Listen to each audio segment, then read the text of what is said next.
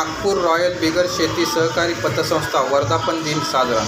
Sir आपका नाम बताइए और आज पतसंस्था का तीसरा वर्ष गार्ड की सबसे पहले हमारे चैनल की ओर से आपको शुभेच्छा।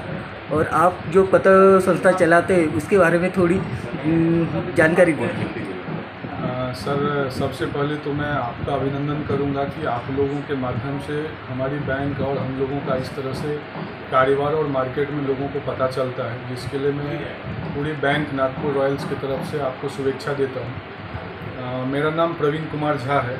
मैं एक्चुअली यहाँ पे नागपुर रॉयल्स बेगर शेती सहकारी पत संस्था में एक उपाध्यक्ष के पद पे हूँ और हमारी बैंक आज 3 साल से मार्केट में है, जो आज तीसरी वर्षगांठ है, जिसको हम तीसरी एनिवर्सरी के रूप में मना रहे। और हमारी बैंक सर जब स्टार्ट हुई थी तब हम एक रेंटेड थे, हमारे पास मतलब खुद की प्रॉपर्टी नहीं थी जिसमें हम बैंक चालू किए थे। आज 3 साल में बैंक की इस तरह की उपलब्धि है कि बैंक खुद की प्रॉपर्टी पे आके स्टेबल हुआ है। और जैसे हमारे सर ने बताया आपको कि हमने आज 4.25 करोड़ के आसपास का जो मार्केट में लोन बांटा हुआ है, जिसको हम पिग्मी लोन बोलते हैं, जो डेली कलेक्शन बेसिस पे रहता है। जो छोटे छोटे उद्योग वाले रहते हैं, जैसे आज पान ठेला वाला है, आज छोटे छोटे फल फ्रूट वाले हैं, उनके लिए आज 20,000 से 50,000 की जो एक अमाउंट्स होती है वो बहुत बड़ी अमाउंट्स होती है। यानी एक बार यदि वो 10,000 का माल लाता है तो उसको वो 5 दिन 7 दिन 10 दिन में बेचता है, तो वो 10,000 भी उनको वन टाइम में लाना उनके लिए बहुत क्रिटिकल होता है। और यदि वो कहीं से बैंक से लोन लेते तो मंथली जो EMI आती है वो मंथली EMI बेयर नहीं कर पाते।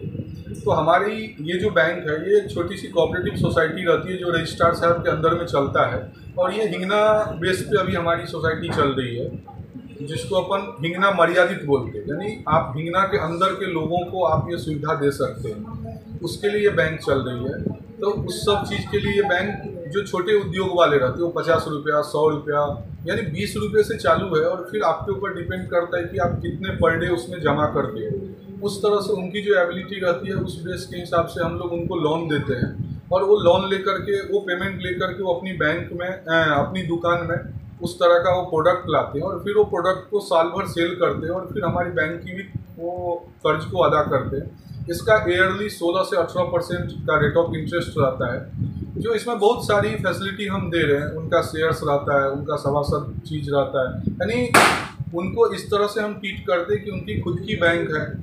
वो कभी भी यदि हमारे पास आते कोई चीज़ के सर्विस के लिए, तो हमारी तरफ से ये रहना चाहिए कि नहीं हम इनको अच्छी से अच्छी सुविधा दें, अच्छी से अच्छी इनको सर्विस दें। इस तरह से आज 3 साल से चलते चलते हम यहाँ तक पहुँचे हैं, और आशा करता हूँ कि जिस तरह से यहाँ के लोगों ने हमारे लोगों के प्रति इस बैंक के प्रति प्यार जताए हैं, तो आगे भी उम्मीद है कि इस तरह से प्यार जताएंगे बैंक के साथ में लोगों का, और सारे लोगों का जो यहाँ पे तकलीफ है ये बैंक हल कर पाए, और इसके साथ में ये बैंक भी बढ़े, लोगों की प्रॉब्लम हल करे। बस यही रहेंगी, यही शुभेच्छा के साथ में मैं अपनी तीसरी वर्षगांठ का सारे यहाँ के आम जनता हिंगना तालुका के लोगों को मैं शुभेच्छा देता हूँ। सर ऐसे कोई कस्टमर भी है आपके यहाँ की लोन उठाने के बाद में भी पेमेंट नहीं करते, तो आप उनके लिए क्या ये करोगे?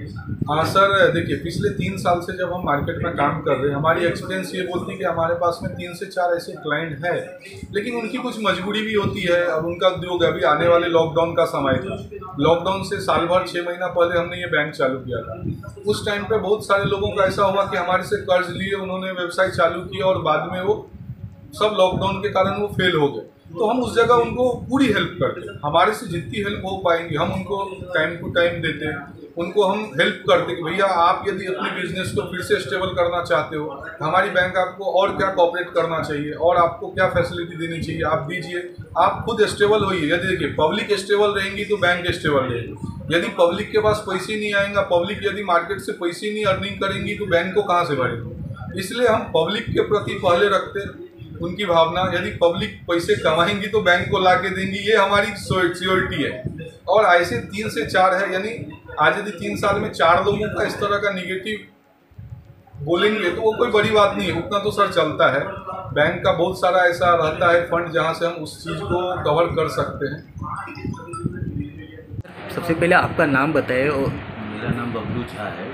सर ये कितने साल से आप पतसंस्था चला रहे हैं? 3 साल से। और सर उस कस्टमर को क्या सुविधा देते हैं इसकी? हम लोग यहाँ पे सर डेली जो कलेक्शन करते हैं उसके बेस पे हम लोग लोन देते हैं, 2 व्हीलर लोन 4 व्हीलर लोन देते हैं। और हमारा जो लिमिट है वो 3 लाख रुपए तक का है।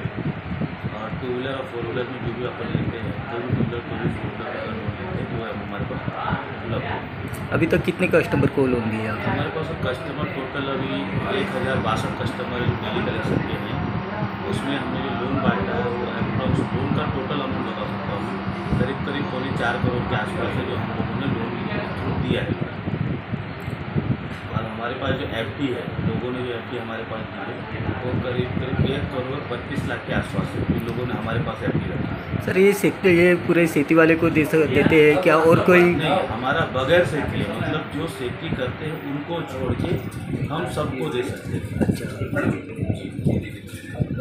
नाम हमारा बगैर खेती, ये जो खेती नहीं करता उनको देते हैं।